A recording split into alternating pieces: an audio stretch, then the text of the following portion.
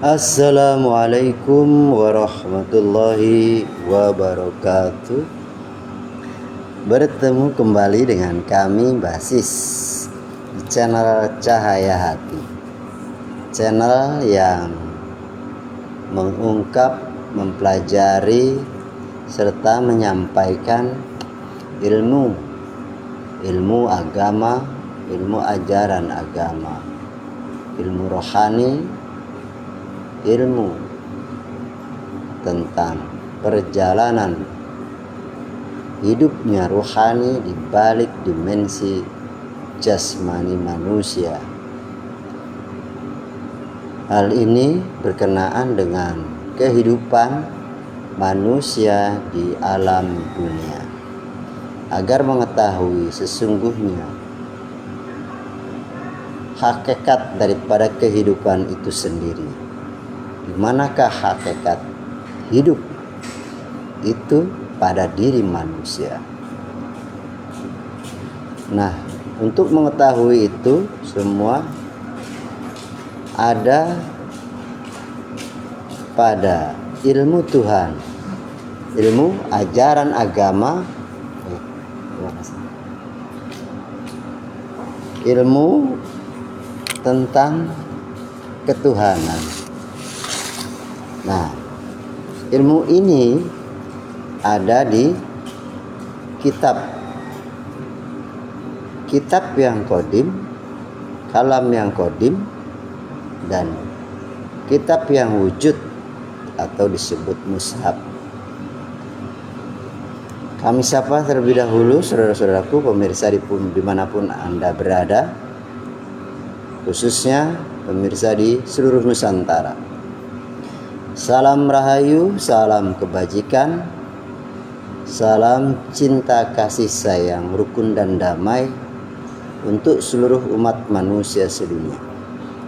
Dan salam kebangkitan rohani, juga salam kebangkitan kesadaran rohani untuk seluruh umat manusia sedunia.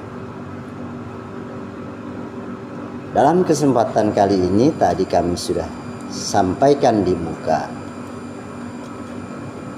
bahwa apa perbedaan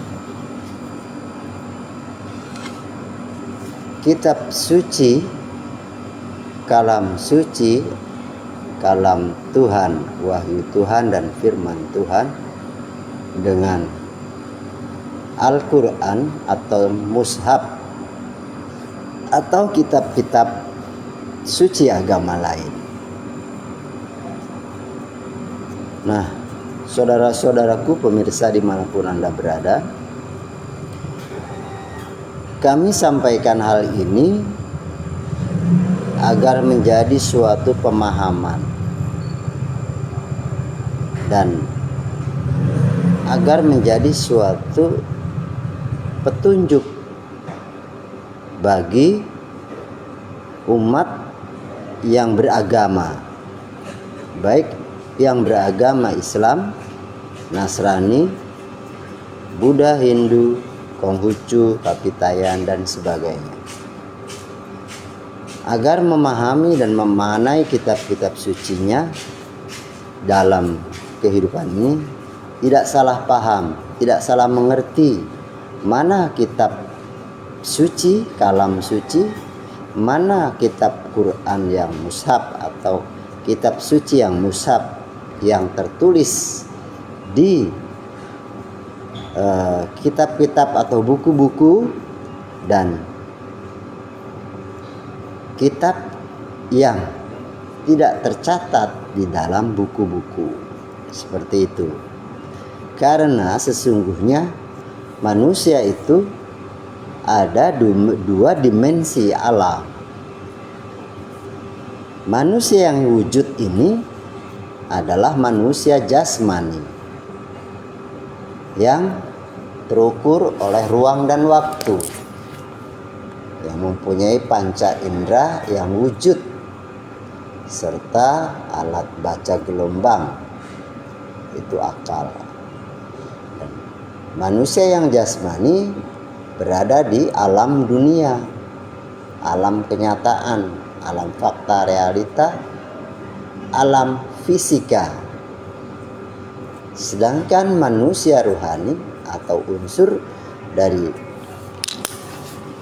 manusia itu sendiri atau makhluk Tuhan yang diciptakan di bumi yang namanya manusia itu sendiri adalah unsurnya Tuhan, unsur rahasia Tuhan, yaitu unsur rohani.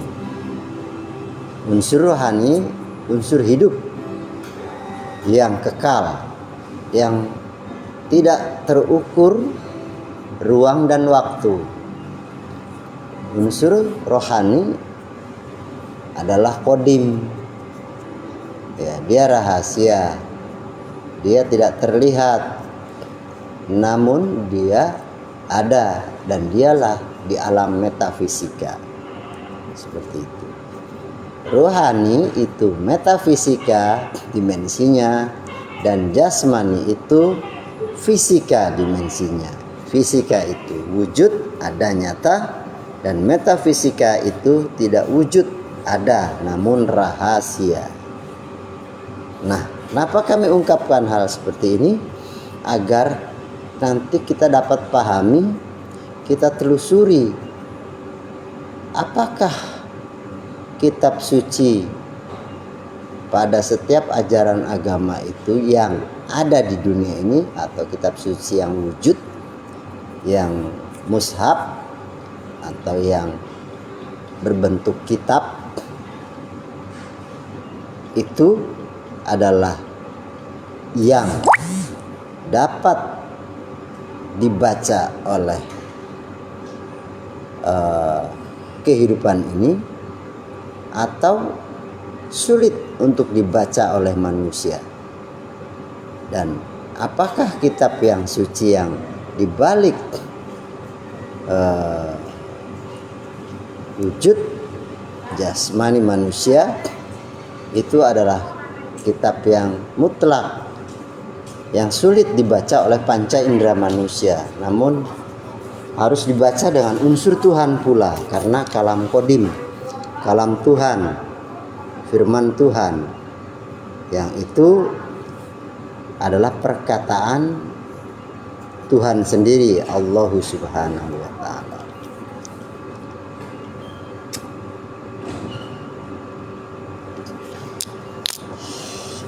Pada kesempatan kali ini, saudara-saudaraku,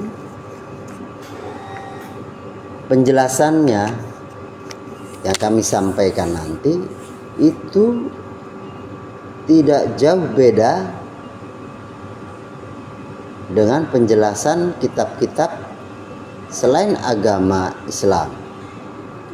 Karena kitab suci itu di setiap zaman berbeda-beda namanya.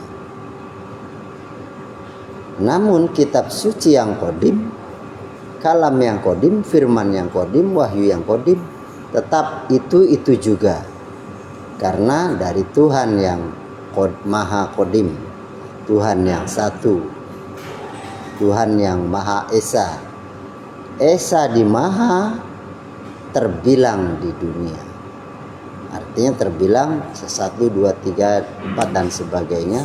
Karena kitab yang diturunkan oleh Tuhan, wahyu yang diturunkan dan firman yang diturunkan oleh Tuhan ke dunia itu tertulis di dalam kitab suci yang wujud, berbeda-beda nama dan banyak sekali. Karena setiap zaman, setiap ajaran itu rusak, maka diganti dengan kitab yang baru, yang namanya baru pula, namun isinya itu juga.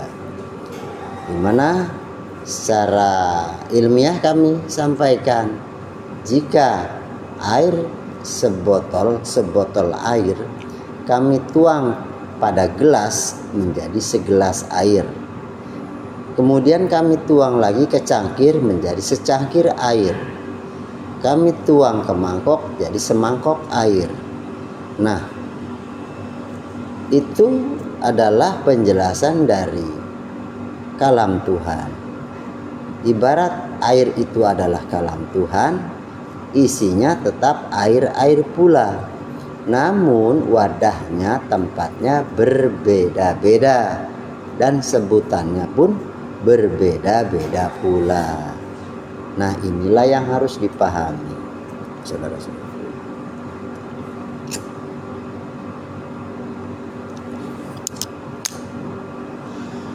Memahami makna kalam kitab suci yang itu adalah kalamnya Tuhan sendiri bersemayam di balik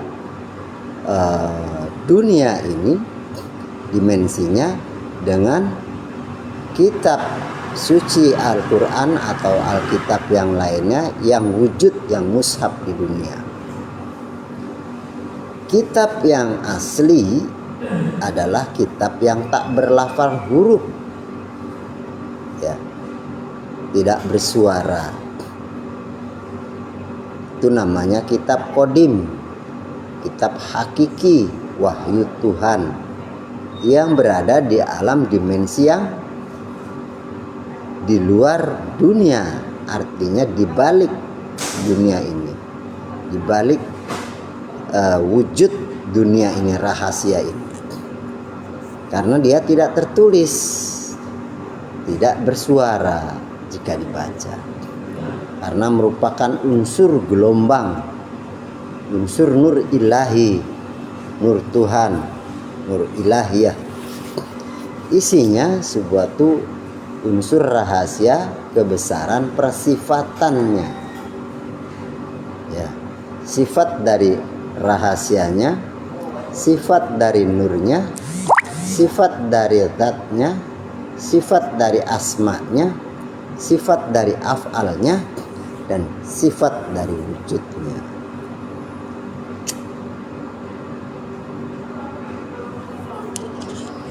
Nah, inilah yang perlu dipahami. Kalam Qadim, kitab Qadim, itu rahasia di balik daripada jasmani manusia, berada di balik kolbu manusia dimensinya, ya, bukan di dalam kolbu manusia. Misalkan kita buka kolbu atau hati manusia, ada tulisan, tidak ada tulisan di dalam kolbu atau di dalam hati manusia, karena di balik dimensi hati manusia itu sendiri. Karena beda dimensi, hati manusia itu wujud, sedangkan kalam Tuhan itu tidak wujud, atau kalam Qadim. Jadi dimensi di balik wujud hati. Kalau di dalam hati itu unsurnya pasti wujud pula, ya. Namun ini di balik dimensi hati, dalam hati manusia yang tidak terlihat oleh panca indera manusia, karena itu unsur ruhaniyah, unsur rahasia kebesaran persifatan Tuhan Allah Subhanahu wa ta'ala. Kalam Qadim ini mutlak, baku, kekal, ada selamanya, ya. Kalam Qadim, firman wahyu Qadim itu baku, kekal, ada selamanya. Namun sifatnya rahasia, karena dari unsur rahasia kebesaran persifatannya yang diutus. Sifat nur Allah, sifat nur Tuhan berupa ilmu di dalam, di balik kolbu manusia, dimensinya itu adalah suatu metafisik, seperti itu. Tidak ada tulisan, tidak ada lafaz, tidak ada suara, la harfin wala bisautin, seperti itu. Bedakan. Nah, kalam ini adalah kalam yang suci, bisa dibaca, bisa tersentuh oleh unsur dia, unsur Tuhan, unsur rohani. dan harus disucikan, dibersihkan, di-upgrade, ditanamkan nur Tuhan kembali. Nah, itu adalah kondisi seperti Nabi Muhammad Shallallahu Alaihi Wasallam berada di Gua Hiro di saat menerima wahyu.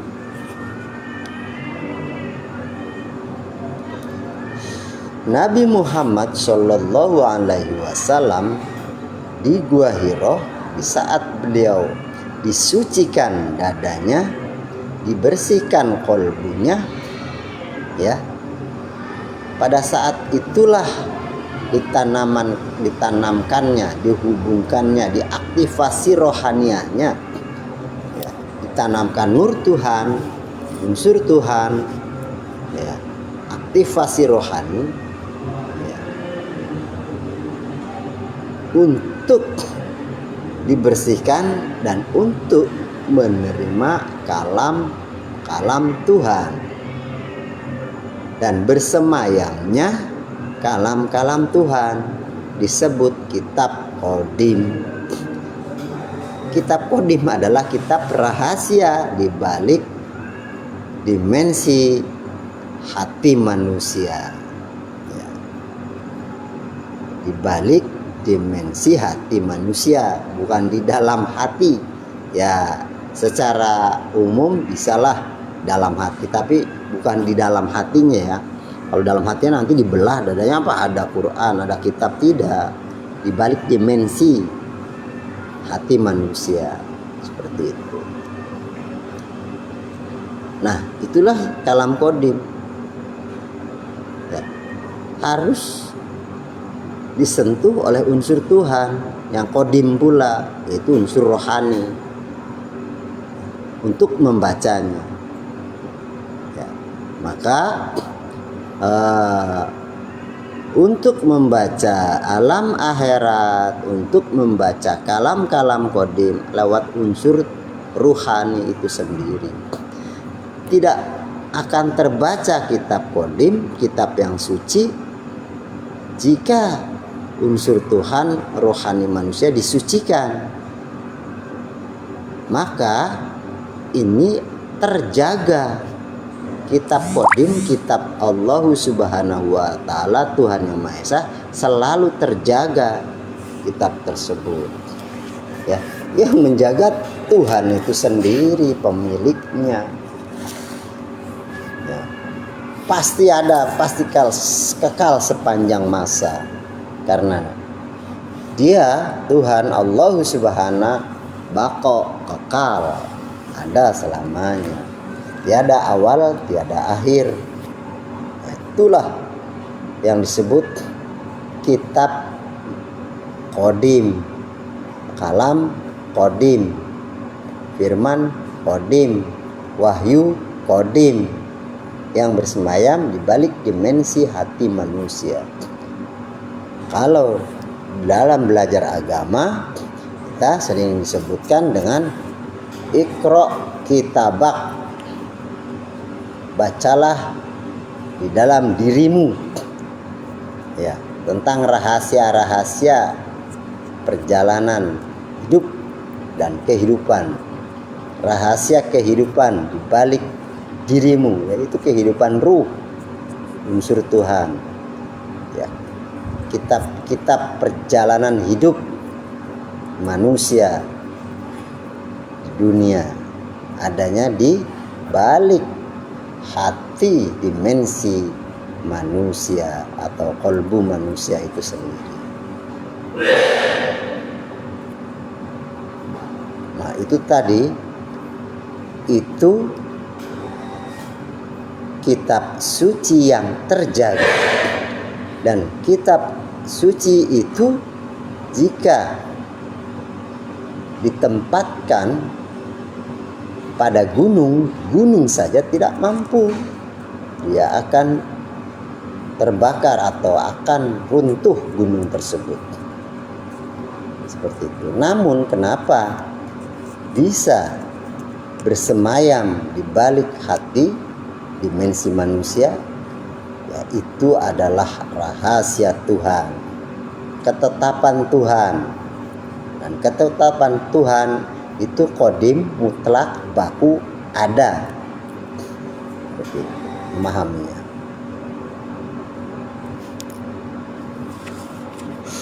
Kemudian bagaimana dengan mushaf Al-Quran yang wujud di dunia ini dan kitab-kitab lain, kitab agama Nasrani, Yahudi, Hindu, Buddha, Kapitayan Jawa yang disebut Honocoroko, kitab Jawa.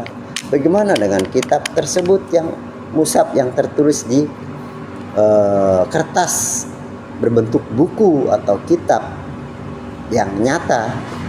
Itu adalah sebagai referensi bacaan, referensi petunjuk, referensi penjelas, dan referensi pembeda. Untuk bisa terbaca, kalau kitab suci Al-Quran bahasanya Arab, maka kita harus belajar huruf Arab untuk membaca kitab suci Al-Quran yang tertulis di mushaf. Seperti itu. Bisa kita baca, kita bisa pelajari.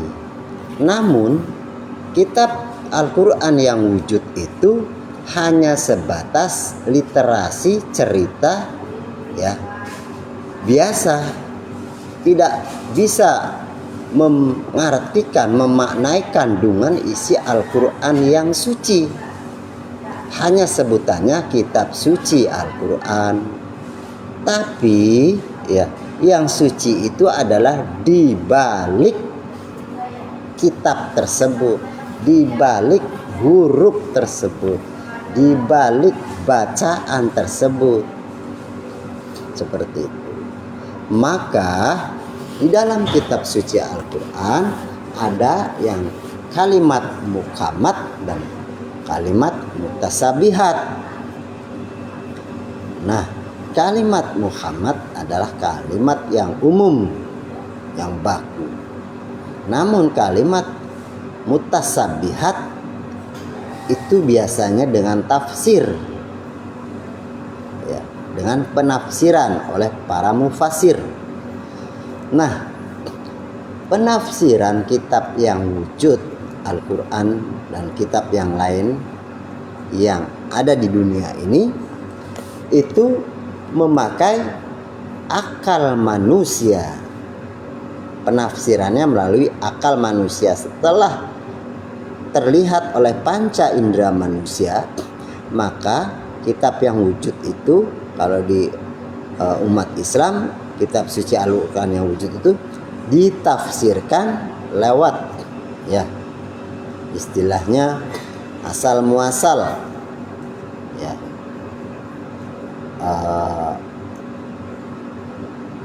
apa namanya, jadi ada alatnya, ya, ilmu alat untuk bahasa Arab, yaitu yang disebut mantek, balaghah, ilmu nahwu, sorof, ya, seperti itu dan lain-lain, ya. Nah, itu adalah alat untuk membaca daripada bahasa Arab, ya, karena Al-Quran bahasanya Arab, seperti itu. Namun dalam hal ini, ya, hanya sebatas bacaan saja, tidak tahu dan tidak mampu, tidak bisa memaknai atau membaca kalam yang suci, ya, seperti itu, tidak mampu, karena sesungguhnya kalam Al-Quran, ayat-ayat suci Al-Quran itu hakikinya, hakikatnya adalah kalam qadim, ya, tidak bisa dibaca dengan panca indera dan akal manusia. Yang bisa itu yang nyata, yang tertulis.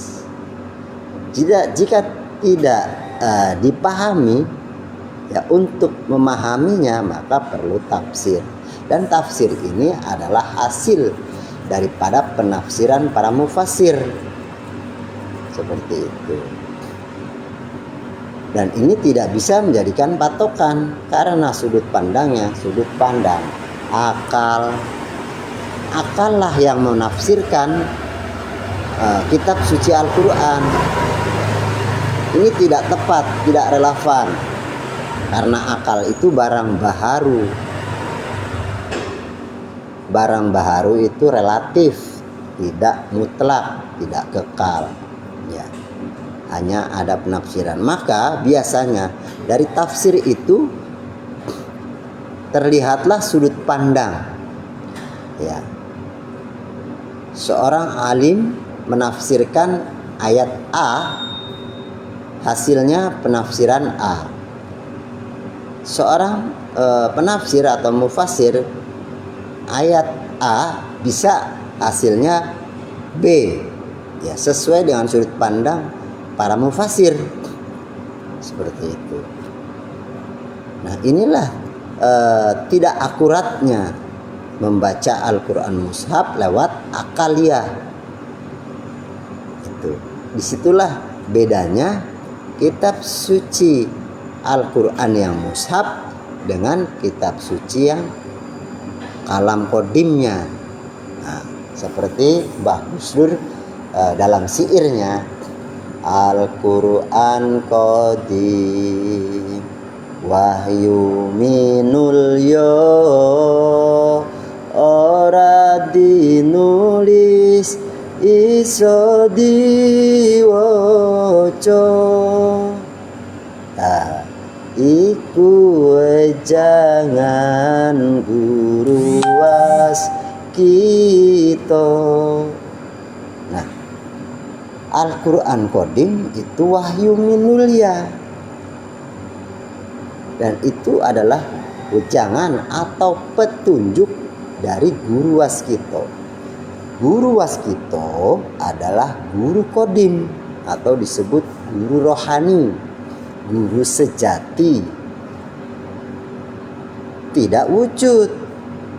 Guru waskito itu gambaran daripada nur ilahi, rasul, utusan Tuhan yang membawa ilmu tersebut, kalam tersebut. Bimbingan guru waskito kalau di kejawen, bimbingan guru rohani kalau di agama-agama, ya, agama Islam, agama yang lain, ya, dan sebagainya, yang membimbing, menyampaikan kalam kodim, kalam yang mulia itu. Kepada siapa? Kepada hamba-hambanya yang telah disucikan ruhaniyahnya. Nah, bagaimana orang umum bisa membaca kitab yang wujud itu? Orang umum mudah sekali membaca kitab mushaf Al-Quran yang wujud. Ya, tinggal belajar aja huruf-huruf Arab, ya kan, kalimat-kalimat dibaca pasti bisa. Namun itu hanya sebatas bacaan. Huruf Arab yang ada di kitab suci Al-Quran, jika kita baca dan dibaca terus, hanya dapat bacaan saja. Sebab kitab ayat-ayat dalam kitab suci Al-Quran itu mengandung makna, arti, tujuan sebagai petunjuk, penjelas, dan membeda. Contoh dari kalimat ta'awud, a'udzu billahi minasyaitonir rajim, bacanya fasih tidak fasih, ya, semuanya itu, ya, biasanya mengandung makna, arti. Namun, ya, terlepas dari kurang fasih dan tidaknya, yang penting artinya. Artinya itu aku berlindung kepada Allah dari godaan setan yang terkutuk. Maka kalimat ta'awud dapat kita baca. Artinya dapat kita baca. Aku berlindung kepada Allah dari godaan setan yang terkutuk. hanya sebuah pemahaman. Ya, aku berlindung kepada Allah dari godaan setan. Cara berlindung kepada Allah bagaimana?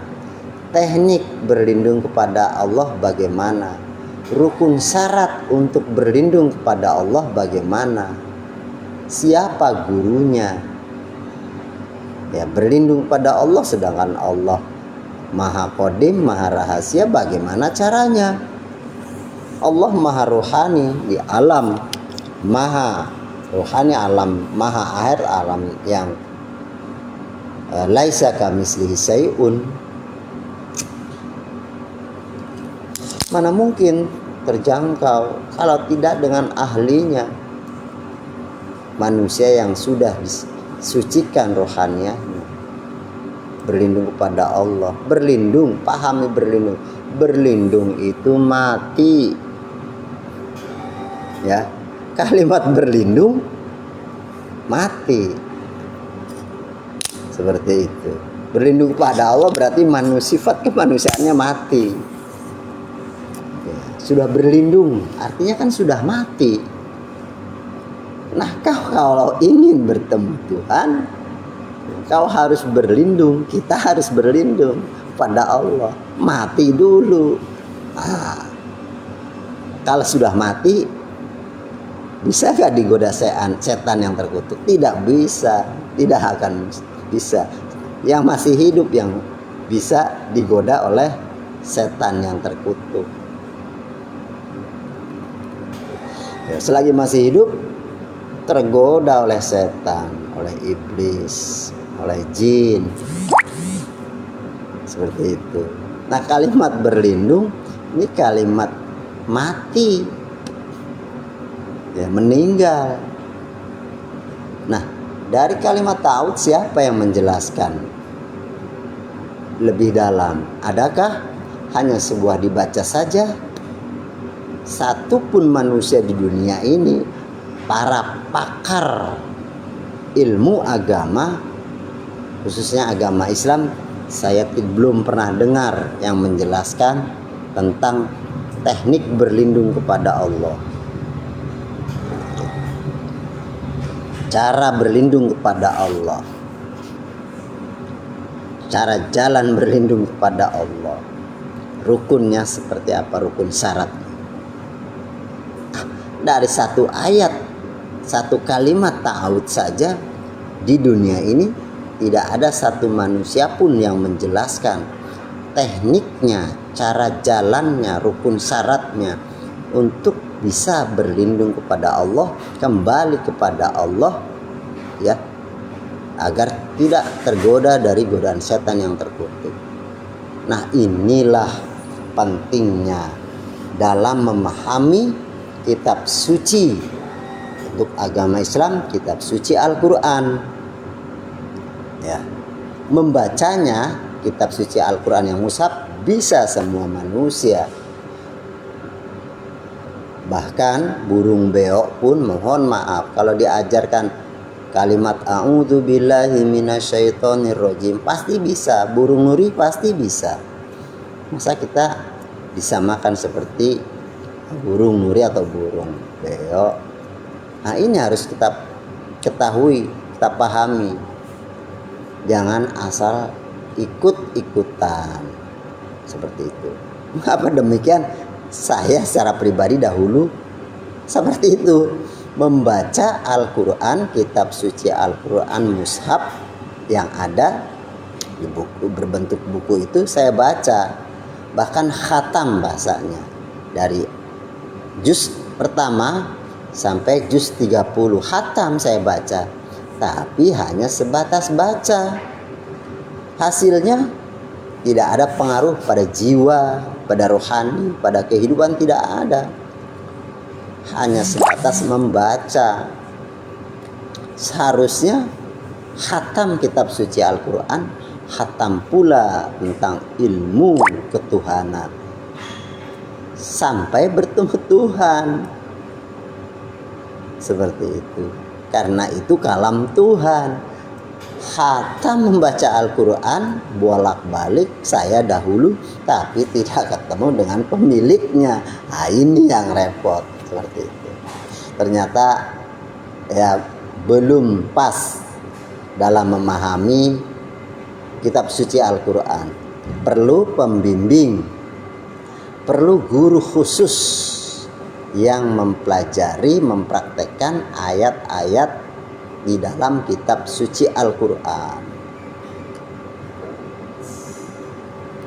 Seperti itu saudara-saudaraku, ya. Kita harus lebih cerdas lagi, nalar logikanya harus tinggi lagi. Jangan pasrah bongkoan. Sudahlah, kata guru, saran guru, sudah kau baca saja. Ya. Tidak seperti itu.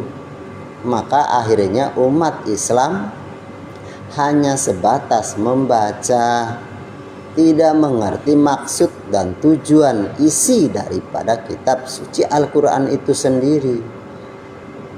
Tidak mampu mendalami dan mempraktekkan ayat-ayat kitab suci Al-Quran dalam kehidupan, maka tidak bertemu dengan Tuhan.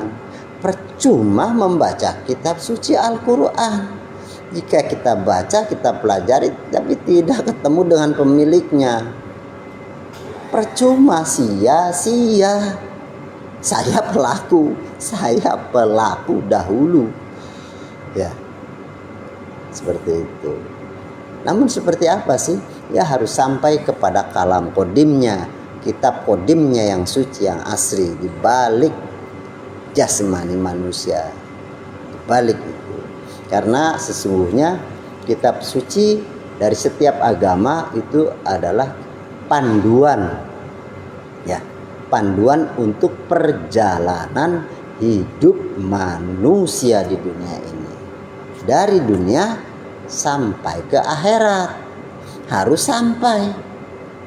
Perjalanan di dunia ini seorang manusia harus sampai pada akhirat. Kapan? Sekarang juga selagi masih hidup.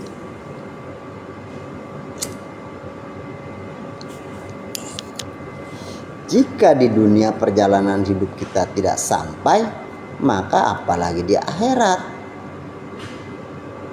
Sebab di akhirat itu ya tiada sesuatu apapun. Itu akhirat adalah alam qadim, alam rahasia. Ya, tidak ada apapun. Ya, mohon maaf, alam akhirat itu tidak ada surga, tidak ada padang mahsyar, tidak ada hisab, tidak ada siratal mustaqim, tidak ada surga, tidak ada neraka di alam akhirat. Karena alam akhirat itu sudah alam qadim, alam persifatan. Nah, alam akhirat itu alam persifatan.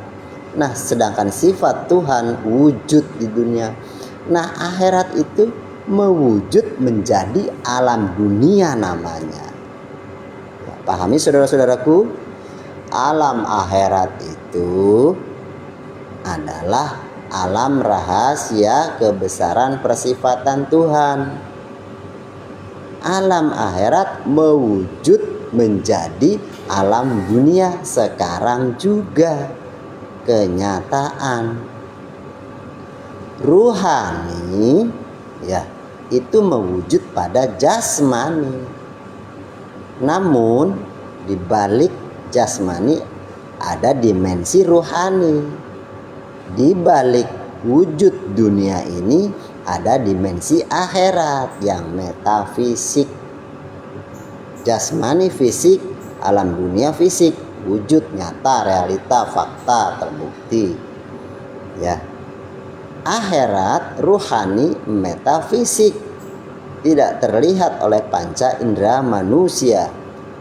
Ya, tidak ada tulisan dan tidak ada suara. Itulah yang disebut kalam qadim kalau di kitab Al-Quran, kitab suci, ya saudara-saudara. Pahami ini. Kami menyampaikan ini sebagai pencerahan, sebagai petunjuk, sebagai penjelas, sebagai pembeda. Dan Al-Quran itu isinya petunjuk, penjelas, dan pembeda. Sama dengan penyampaian kami.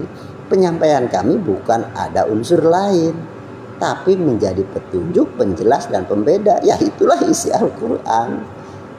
Untuk apa sih? Untuk dipraktekkan oleh manusia menjadi laku hidup, perjalanan hidup, yang disebut kalau di ilmu tasawuf itu tarekatullah. Apa sih tarekatullah? Perjalanan kehidupan rahasia Allah Subhanahu wa ta'ala. Tarekatullah itu adalah ilmu perjalanan kehidupan rahasia Allah yang mewujud ke dunia pada hambanya, seorang manusia atau manusia. Jadi ayat-ayat yang ada dalam kitab suci Al-Quran sesungguhnya itu menjadi petunjuk, penjelas, dan pembeda yang isinya dipahami, dipraktekkan untuk menjadi laku hidup, perjalanan hidup manusia di dunia ini. Ya, sudah pahamkah itu? Kalau belum, cari petunjuknya, cari gurunya, ya. Jangan hanya sebatas Al-Quran yang dibaca, dipahami.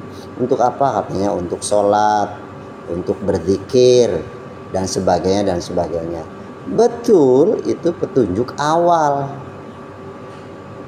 Hakikinya dipraktekkan, diwujudkan, diimplementasikan, sehingga nanti manusia dengan praktek menjalankan ayat-ayat suci Al-Quran menjadi seorang hamba atau abdun.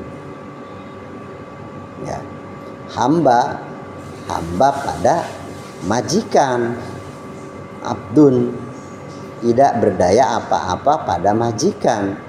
Jadi hamba itu taat, tunduk, pasrah, berserah diri. Artinya Islam itu selamat, ya, menjadi hamba. Setelah menjadi hamba itu adalah abdun. Isi kehidupannya dia taat, patuh, tunduk, pasrah, berserah diri pada Allah lewat utusannya, dan harus bertemu utusannya. Nah, untuk mempelajari kitab suci Al-Quran itu, ya, di dunia yang wujud kita pelajari dengan panca indera kita, melalui akal, gelombang akal alat baca dunia, dan juga melalui panca indera manusia, ya, yang terlihat, ya, tercium, diraba, dan rasakan, seperti itu, didengar, seperti itu, ya.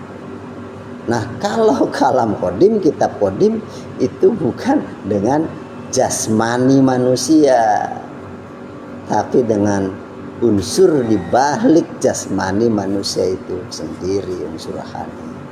Seperti itu pembedanya, ya. Beda kitab suci Al-Quran yang mushaf wujud, ya, dengan kitab suci yang kodim. Namun jika kita sudah diperjalankan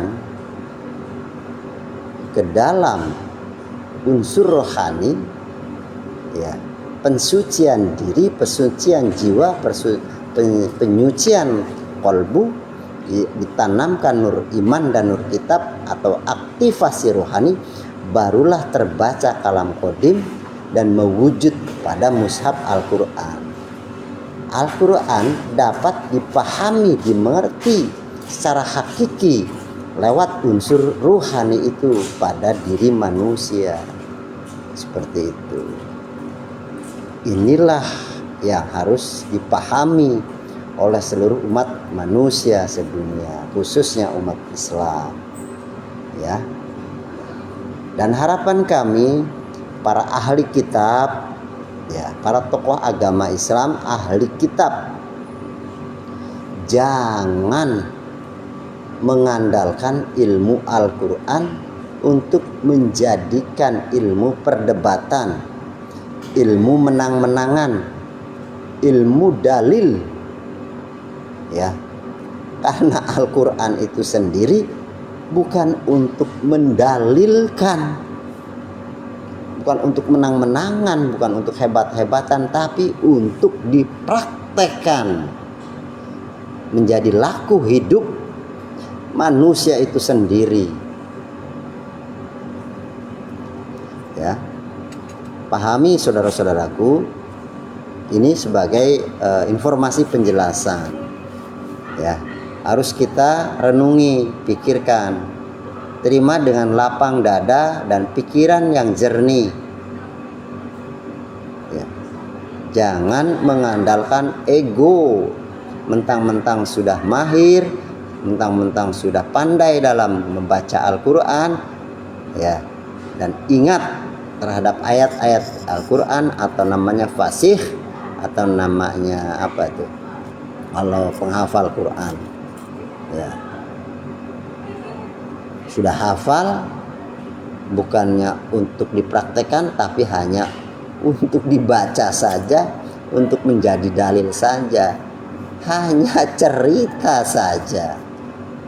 Jadi mendalil itu adalah bercerita, ya. Pahami, mendalil itu bercerita. Sesungguhnya Al-Quran itu adalah wahyu untuk hamba-hambanya yang telah disucikan. Hamba yang telah disucikan yang pertama adalah Nabi Muhammad Sallallahu Alaihi Wasallam, lewat prosesinya, ya, lewat prosesi pewahyuan. Nah, jika umat-umatnya ingin, ya, bisa membaca kitab suci Al-Quran, harus sama prosesinya. Prosesnya harus sama seperti Nabi Muhammad untuk mendapatkan wahyu pula. Seperti itu. Ya, ini sangat penting. Kan yang mendapatkan wahyu hanya Nabi saja, benar. Namun umatnya kan diajarkan agar menerima wahyu, karena agar menerima kalam qadim, ya, seperti itu. Sehingga Allah mempunyai ketetapan bahwa manusia yang dipakai, ya, wadah, alat untuk menerima wahyu yang pertama itu sebagai contoh, sebagai uswah. Selanjutnya umat-umatnya harus mengikuti manusia yang dibuat contoh itu, agar sama. Contoh Nabi Muhammad adalah manusia yang beriman. Bagaimana caranya manusia, umat agar bisa beriman? Ikuti napak tilas perjalanan Nabi Muhammad, baik ruhaniyahnya dan jasmaniyahnya. Jasmaniyahnya yaitu perilaku akhlakul karimah, bukan wujud pakaiannya, penampilannya, bukan seperti itu. Sunnah itu mengikuti Rasul. Rasul itu utusan Tuhan. Nabi itu manusia yang dhaif, mempunyai kehilafan, kesalahan, kealfaan, karena dia sifatnya baharu. Seperti itu. Kalau Rasul itu qadim. Pahami, ya. Inilah kebanyakan umat tidak memahami akan hal tersebut, seperti itu, ya. Nah, ini penting untuk umat manusia yang beragama, yang mempunyai kitab suci masing-masing. Pahami, kitab suci yang qadim ada di balik diri manusia, atau di balik kolbu, dimensi, ya, manusia. Dan kitab yang zahir itu sebagai referensi, sebagai petunjuk. Benarkah yang qadim dengan yang wujud? Jika benar, maka paslah itu. Jika belum benar, berarti ada yang salah dalam memaknainya, mengartikannya, ya, dalam menafsirkannya. Seperti itu. Tadi sudah saya sebutkan kalimat ta'awud, Ya, a'udzubillahi minasyaitonirrajim. Siapa yang bisa menafsirkan secara qadim? Ya, karena harus berlindung kepada Allah, bagaimana caranya? Sulit, sangat sulit. Ya, seperti itu. Baik, demikianlah perbedaan antara kalam qadim, kitab qadim, wahyu qadim, firman qadim dengan ayat-ayat yang ada di dalam kitab suci mushaf Al-Quran yang wujud di dunia. Ya, Al-Quran qadim dibaca oleh unsur ruh, unsur Tuhan itu sendiri. Baru kitab Al-Quran yang wujud mushaf dibaca lewat panca indera manusia. Seperti itu ya perbedaannya. Demikian yang dapat kami sampaikan. Semoga ini menjadi pemahaman, pencerahan, dan petunjuk bagi umat-umat beragama, khususnya umat Islam di seluruh dunia. Kurang lebihnya kami mohon maaf ya. Jika ada kata-kata yang kurang berkenan, kami mohon maaf. Kami tidak ada unsur lain, hanya kami menyampaikan informasi ini. Ya, semuanya itu ada di balik diri kita lewat guru yang satu untuk menjadi petunjuk diri kita ya. Selanjutnya, tidak ketemu guru yang satu, maka kita tidak bertemu dengan Tuhan sampai kapanpun juga. Ya, tidak bertemu dengan guru yang satu yang sebagai manifestasinya di dunia, sebagai kekasihnya atau wakilnya di dunia, maka tidak akan mungkin bertemu Tuhan. Walaupun membaca kitab suci Al-Quran wujud. Ya, mohon maaf jika ada kata-kata yang berkenan dan salah. Kami akhiri, billahi taufiq wal hidayah waridho wal inayah, illahi anta maksudi waridho kamatlubi. Wassalamualaikum warahmatullahi wabarakatuh. Salam kebangkitan rohani dan salam kebangkitan kesadaran ruhani.